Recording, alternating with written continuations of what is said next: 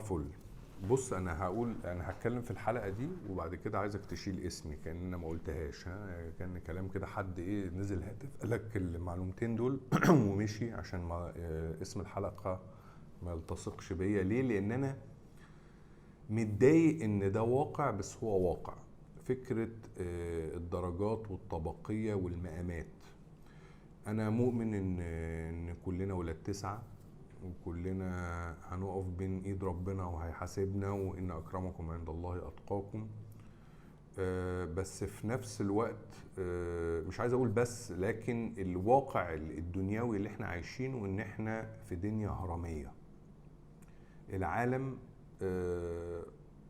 متنظم بشكل هرمي، في قاعدة بنقول عليها بيسموها العوام، وبعد كده في خاصة العوام، بعد كده الخاصة، بعد كده خاصة الخاصة، بعد كده الصفوة. تمام؟ بيسموه قانون القلة، ان القلة اللي هم اقل من 10% بياخدوا حوالي 80% من موارد العالم، زي بيسموه برايس لو او ماثيوز لو او باريتوز لو. تمام؟ ان في ناس قليله قوي معاها فلوس اكتر من 70% من الناس او من 80% من الناس. تمام؟ ومجتمعيا على المستوى المجتمعي، على المستوى الثقافي، على المستوى الاقتصادي، على مستوى القوه. تمام؟ يعني الهرم مش معكوس. تمام؟ وبالتالي زي كونسبت كده البقاء للاصلح. الدنيا مش سهله، ولو انت ضعيف معكش موارد كافية، معكش فلوس كفاية، معكش إمكانيات كفاية، بتبقى عندك أكسس ضعيف على الموارد، مش هتتعالج أحسن حاجة، مش هتبقى عندك كونكشن أو تواصل بناس معينة صاحبة قرار، مش سهل. تمام؟ أنا بتكلم طبعا بمعايير الدنيا عشان ما حدش ياخدني في حتة المهم طالما أنا راضي. طالما أنت راضي يبقى أنت الملك، مفيش مشكلة.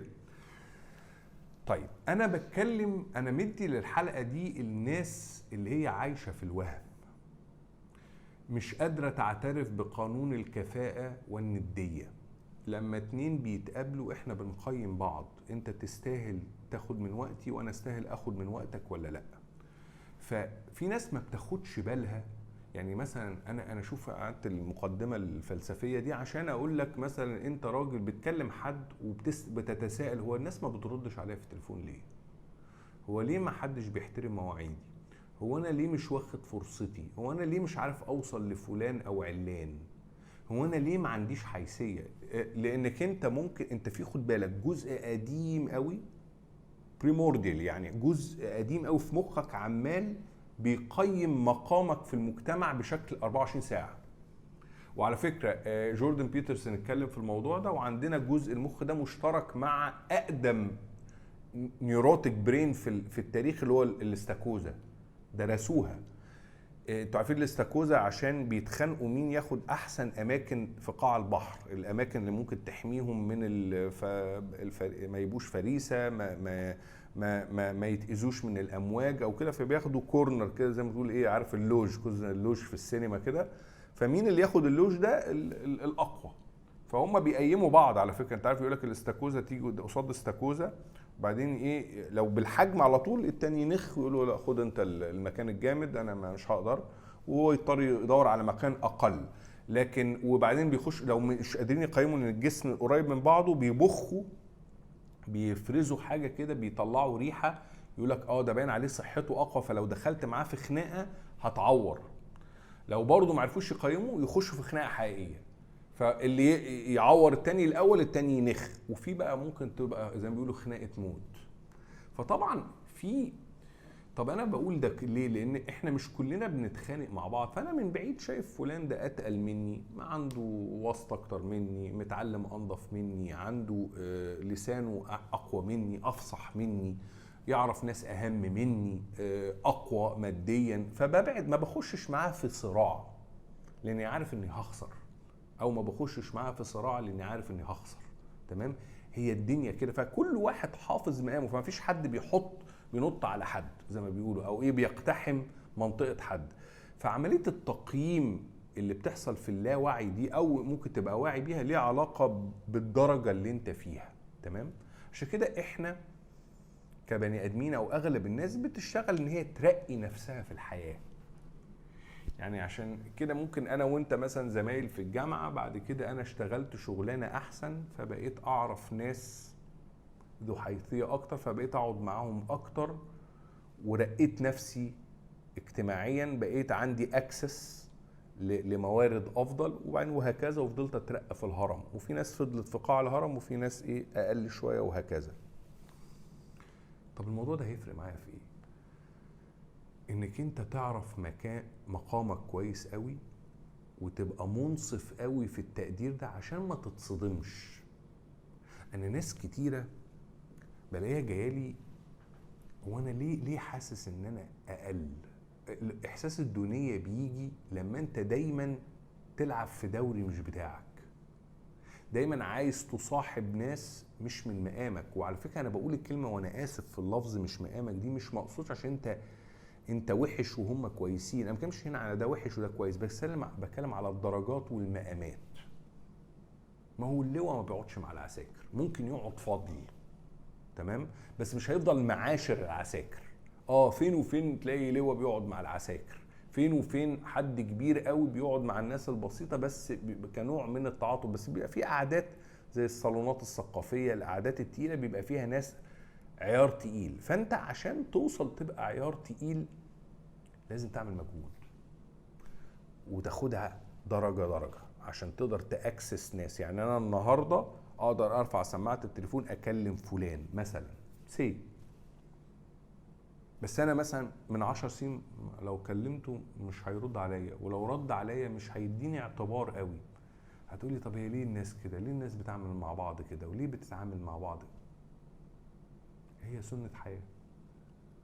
يعني في الناس سواء واحد مثلا كان لعيب كورة او ممثل كومبارس والنهارده بقى نجم، فالنجم ده قادر يكلم صاحب الشركة الفلانية. النهارده اوبرا وينفري المشهورة قوي كان عيد ميلاد ابوها وعايزة تعمله مفاجأة، فهو عارف ان هو بيحب العربية المرسيدس الكوبيه اللي هي من غير غطا دي. كلمت رئيس شركة مرسيدس، فتح لها الاجانس الساعة 4 الصبح عشان يطلعوا لها العربية سبيشال اديشن وتعمله له في صورة هدية كده، وتفاجئ ابوها تاني يوم عشان كانت هي ناسية عيد ميلاده وافتكرت مش عارف الساعة 2 الصبح. كلمت رئيس شركة مرسيدس، فهي عندها اكس. انت تقدر تكلم رئيس شركة انا اقدر؟ ما اقدرش، ما عنديش الحيثية، انا مش اوبرا وينفري. يمكن في يوم من الايام اقدر اوصل فما تبقاش متوقع اعتبار ورد فعل مبالغ فيه من الاخرين وانت لسه متاخر في الهرم شويه. اعرف مقامك عشان تحفظ نفسك وتحفظ احترامك وما تتصدمش. ما يبقاش متوقع هو حضرتك ما بتردش عليا ليه؟ وانا مش كلمتك؟ فلو حد صريح بقى هيقول له هو انت مين يا ابني عشان اكلمك؟ مع ان من شويه فلان كلمه قام ردد عليه على طول. ما اصل ده مقامه اعلى من ده. ممكن من زاويه تشوفها عمليه محزنه ومنعول ابو الدنيا وكلنا هنموت ومش فارقه. خلاص لو انت واخد الطريقه دي خلاص هو هيرضيك وهتبقى راجل عزيز في نفسك كده وقاعد ومش شرط بقى ومش محتاج تعرف العالم ومستغني. عشان كده الاستغنى بيديك مقام عالي قوي على فكره قوي. بس في ناس يتمنعن وهن راغبات، يعني هو قصر ديل، هو مش مستغني بس بيمثل على انه مستغني، هو نفسه يبقى له حيثيه. طيب الحيثيه مش هتاخدها بلطجه، هتاخدها بالاجتهاد وان انت تترقى في مجالك.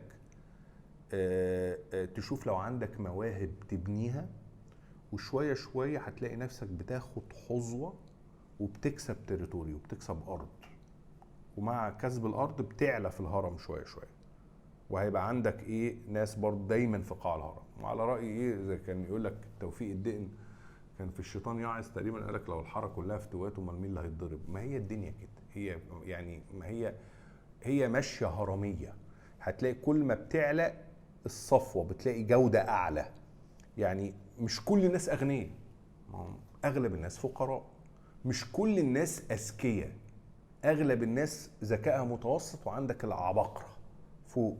مش كل الناس مثقفه جدا وبتعمل مجهود رهيب، مش كل الناس نجوم.